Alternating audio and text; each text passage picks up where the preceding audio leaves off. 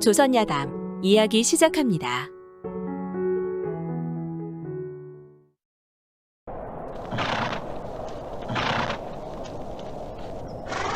옛날 옛적 한양 땅의 뒷골목을 누비던 김길상이란 사람이 있었습니다. 길상은 본디 양반집 자식으로 총명한 아이였지만 집안이 워낙 가난하여 공부라고는 천자문을 간신히 띄었고 하루하루 입에 풀칠할 걱정을 하며 살다 한양의 시장통에서 건달 생활을 하고 살았죠.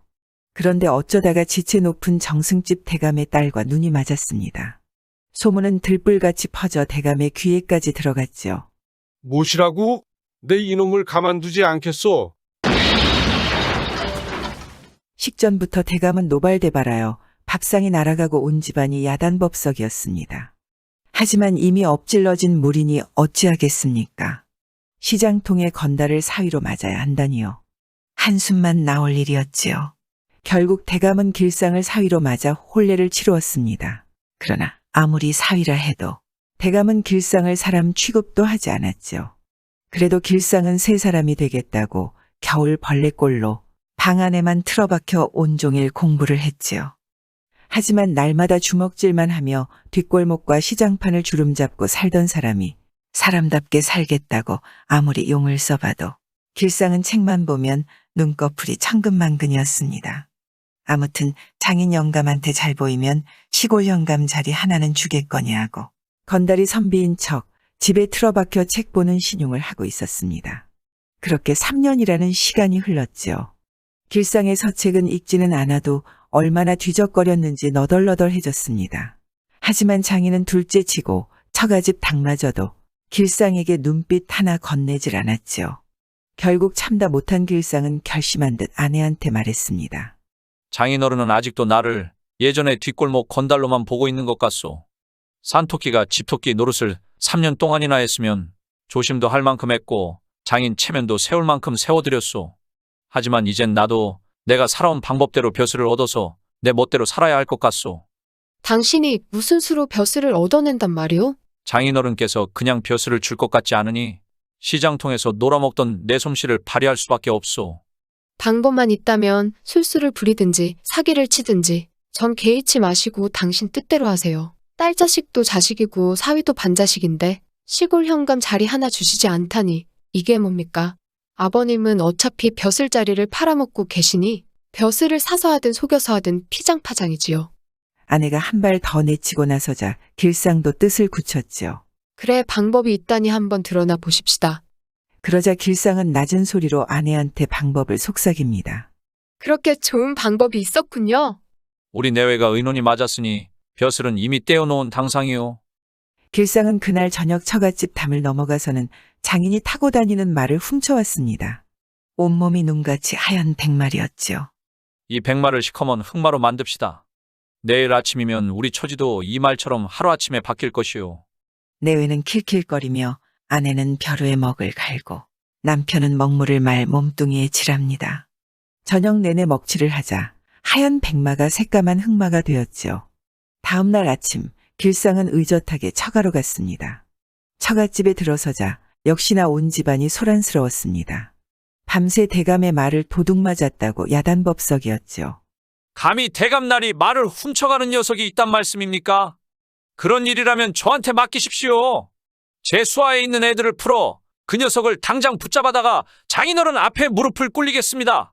하오나 등청 길이 바쁘실 테니 우선 제 집에 있는 말을 끌고 오겠습니다. 그래, 그리하면 좋겠구나. 길상은 금방 흑마를 데려다 장인에게 주었지요. 장인어른, 말을 새로 장만하실 때까지 이 말을 타시고 등청하시면 될 것입니다. 그래, 어찌되었건 고맙구나. 그 흑마를 타고 조정에 다녀온 대감은 잔뜩 기분이 좋아서 얼른 사위를 불렀습니다. 길상은 의젓하게 장인 앞에 나서 앉았지요. 대체 그 말이 어떤 말이길래 그렇게 영리한 말이 있냐? 조정에 가는 길이 처음인데도 제 집 찾아가듯 영락없이 찾아가더구나. 말을 수없이 바꿔봤지만 그렇게 영리한 말은 내 생전 처음이다. 장인이 침을 튀며 흑마를 칭찬하자 길상은 능청을 떨며 대답했습니다. 장인어른께 드리려고 제주에서 비싼 값에 사다가 정성 들여 길을 들였사옵니다. 그 말을 타고 다니시면 등청길은 말할 것도 없고 원행길도 한결 편하실 것입니다. 고맙다. 고마워. 말 못하는 짐승을 가르쳐 그만큼 길을 들이다니. 내 재주가 예사 재주가 아니구나. 백성을 가르쳐 길들이는 것을 목민이라 하는데 말 못하는 짐승을 그만큼 길들이는 능력이라면 사람은 말에 무엇하겠느냐? 등잔 밑이 어둡다더니 바로 내 곁에다 너 같은 인재를 두고 몰라봤구나. 장인어른 과찬이십니다요. 저는 그저 장인어른께서 어찌하면 무탈하시게 백수를 누리실까 고민하다 한 일일 뿐입니다. 허허, 말이라도 고맙구나. 뭐잖아 좋은 소식이 있을 것이니 집에 가서 기다리도록 하거라. 그렇게 길상의 뜻대로 일은 돌아가 며칠 뒤에 조정에서 첩지가 내려왔지요. 뜻밖에도 길상을 평양 감사에 임명한다는 것이었습니다. 아니, 시골 현감이나 군수도 아니고 평양 감사라니. 이런 일도 있단 말이오. 아내도 적잖이 놀랐지요. 평양 감사는 조선팔도 감사 가운데서도 제일 알아주는 자리였습니다. 허허, 토깽이 덫에 호랑이가 걸렸구려. 일이 벌어져도 크게 벌어졌습니다. 그렇지만 이왕 벌어진 춘판이니 당신 실력을 제대로 한번 발휘하십시오. 아내는 좋아서 연신 한바구음을 터뜨렸습니다. 하지만 이 일은 비만 오면 모든 것이 탈로가 날 것이오. 나는 임금의 첩지를 받은 이상 즉각 평양으로 갈 테니 당신은 비가 오거든 얼른 친정에 가서 일이 어떻게 돌아가는지 보고 있다가 바로 나한테 소식을 전하시오. 염려 붙들어 매시고 서둘러 평양으로 가세요. 그렇게 길상은 서둘러 평양으로 향했습니다.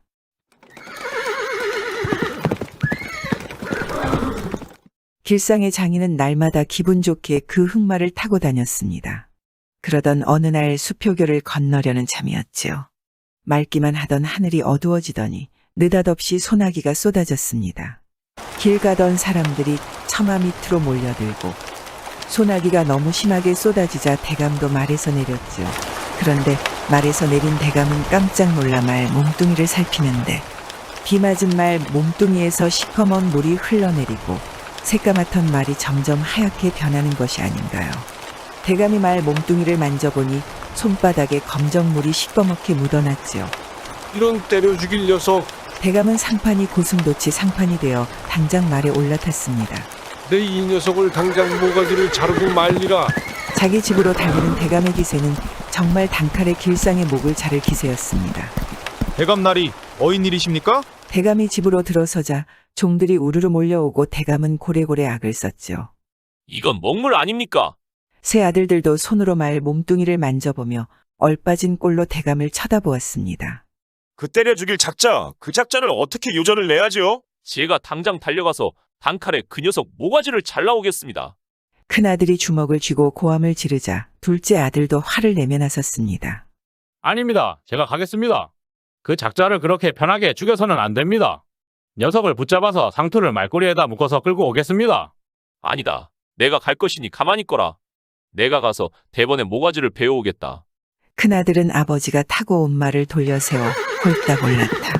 평양으로 말머리를 향했습니다. 말 궁둥이에 불이 나게 채찍질을 해 큰아들은 바람같이 내달아 평양에 도착하였지요. 길상은 선화당 마루에 푸른 관복을 입고 의자에 앉아 있는데 풍채가 의젓하고 아랫사람들을 내려다보는 것이 평양감사다운 모습이었습니다.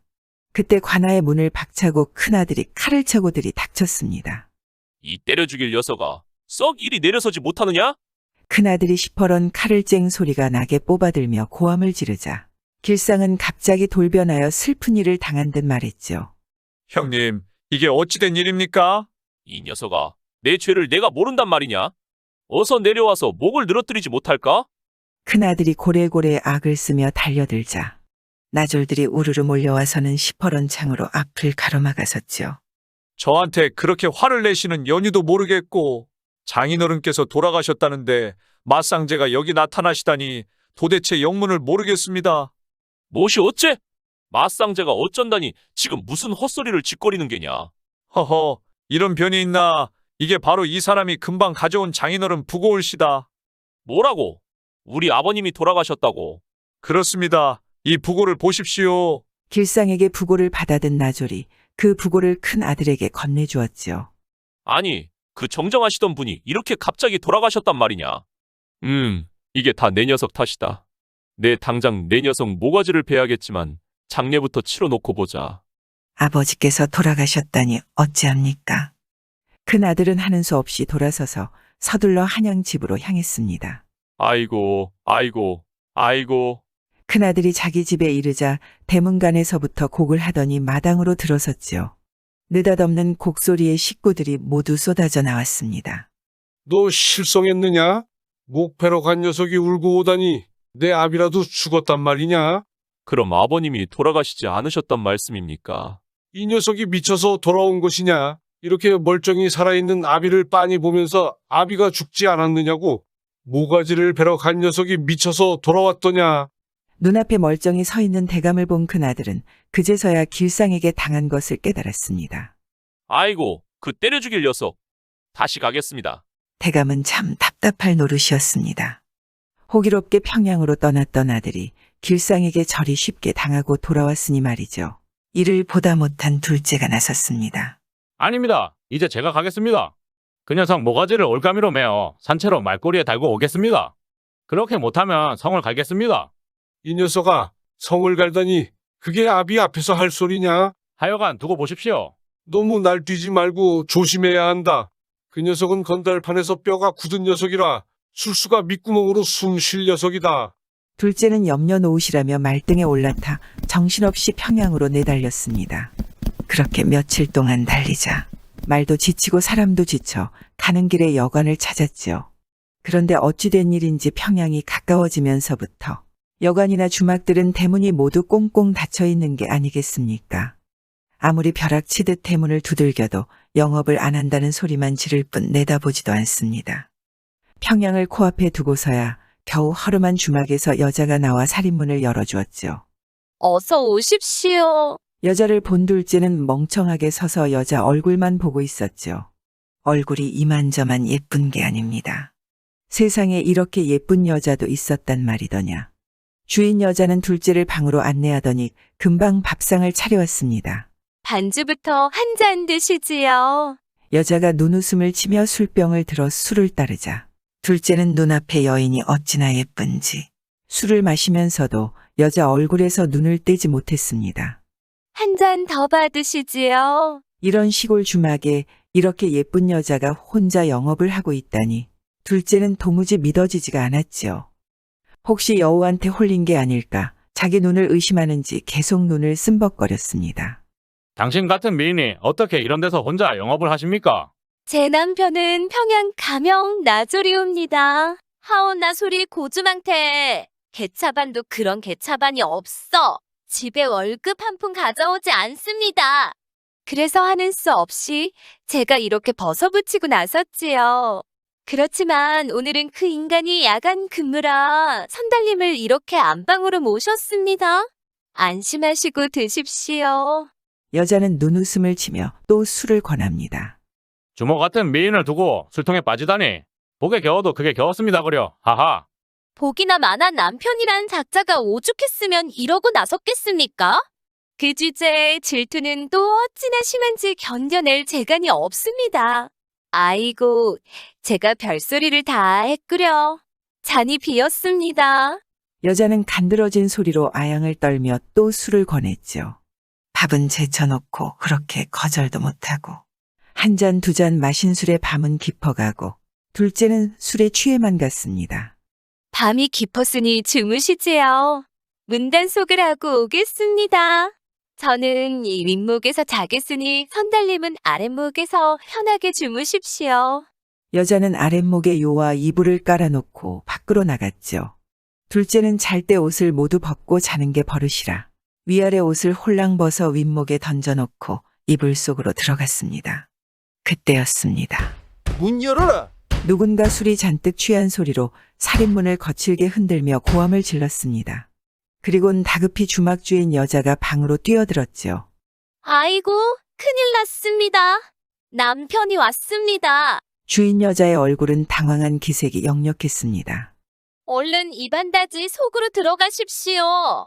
이번 장마에 습한 옷을 말리느라 마침 농이 비었습니다. 어서 들어가십시오.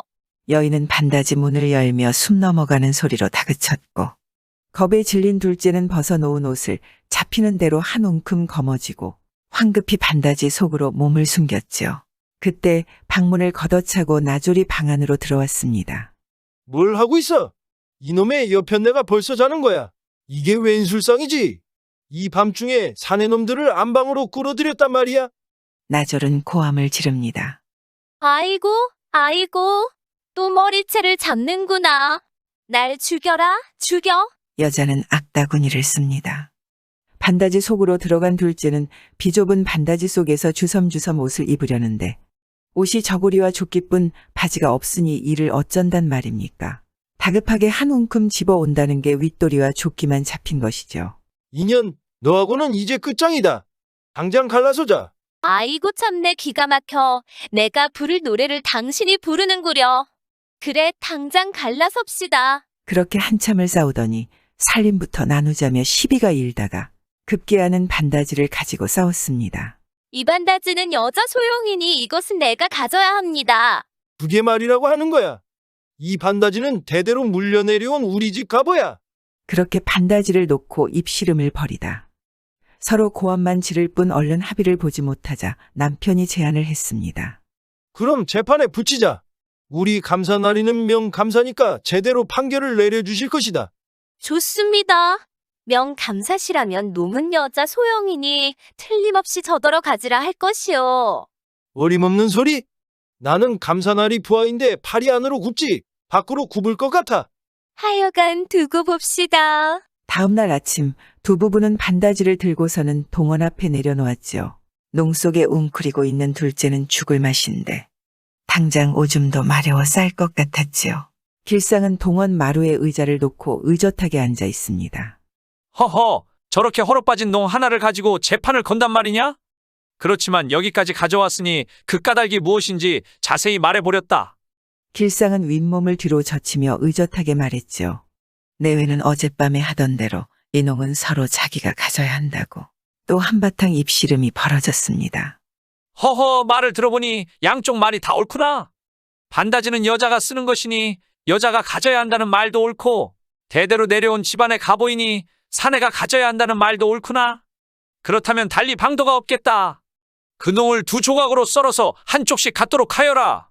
반다지 농을 두 조각으로 썬다는 말에 구경하던 사람들은 모두 어리둥절하기만 했습니다. 반다지 농 속에 있는 둘째는 농을 썬다는 것도 큰일이지만 당장 오줌을 참을 수가 없어 미칠 지경이었지요. 나졸들은 무얼 꾸물거리고 있느냐? 어서 톱을 가져다가 저 농을 두 조각으로 자르지 못할까? 그때 농에서 물이 흘러나왔지요. 흘러도 한참 흘러나왔습니다. 농에서 물이 흘러나오다니 괴이한 일이로다. 저 농에 틀림없이 잡기가 붙어도 단단히 붙은 것 같다. 어서 톱질을 하여라. 나졸들은 판자 켜는 내릴톱으로 톱질을 시작했지요. 스르렁 스르렁 톱질이야. 마음씨 고운 흥부 녀석 제비 다리 고쳐주고. 스르렁 스르렁 톱질이야. 박씨 하나를 얻어설랑 울 밑에다 심었더니 스르렁 스르렁 톱질이야. 나졸들이 톱질 노래까지 부르며 톱질을 하자 시퍼런 톱날이 농안까지 깊이 파고들었습니다. 아이고, 여보게, 사람 살려주시오. 이 안에 내가 들어있네. 농이 쿵쿵 울리며 안에서 사람 소리가 나자 나졸들은 깜짝 놀라 톱질을 멈추었지요. 이게 무슨 소리냐? 농에서 물이 흘러나오더니 이번에는 농 속에서 사람 소리가 나는구나. 그놈이 오래된 것 같더니 농에 붙은 귀신이 발동하는 것 같네. 귀신이 이 세상으로 튀어나오면 여기저기 돌아다니며 무슨 나쁜 짓을 하고 다닐지 모를 일이니. 안 되겠다. 썰지 말고 태워버려라. 어서 장작을 가져오너라. 사또 말에 나졸들은 톱을 내던지고 달립니다. 여보게, 날쌔 나야. 자네 처남일세. 어서 농을 좀 열어주게. 허허, 귀신이 제대로 발동을 하는구나. 오래된 농이라 귀신이 붙어도 험한 귀신이 붙은 것 같다. 어서 불을 질러라. 길상은 더 큰 소리로 호령을 했지요. 아이고, 귀신이 아니고 한양의 자네 처남일세. 자네 처남이야. 둘째는 농을 더욱 거세게 쿵쿵 차며 고래고래 악을 썼습니다. 거참, 해괴한 일이로다. 그 농을 한번 열어보아라. 농이 열리자 저고리에 조끼만 입은 사람이 두 손으로 아래를 가리고 발발 떨고 섰습니다. 구경하던 사람들 모두 놀라 입을 다물지 못했습니다. 아니, 형님 아니십니까? 이게 어찌 된 일입니까? 일판이 좀 묘하게 되었네.